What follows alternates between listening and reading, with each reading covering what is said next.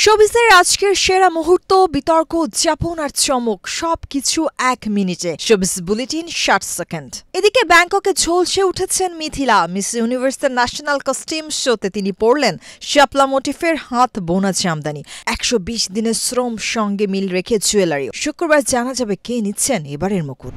শাকিব খানের পারিশ্রমিক ঘিরে আলোচনা ও সমালোচনা। শীতকালীন স্কিন কেয়ারের নতুন বিজ্ঞাপন ঘিরে গুঞ্জন। ৩.৫ কোটি, কোনো পক্ষই নিশ্চিত করেনি। বিজ্ঞাপনটি নির্মাতা দেশের পরিচিত নির্মাতা আদনান আল রাজিবও এই নিয়ে মুখ খোলেননি।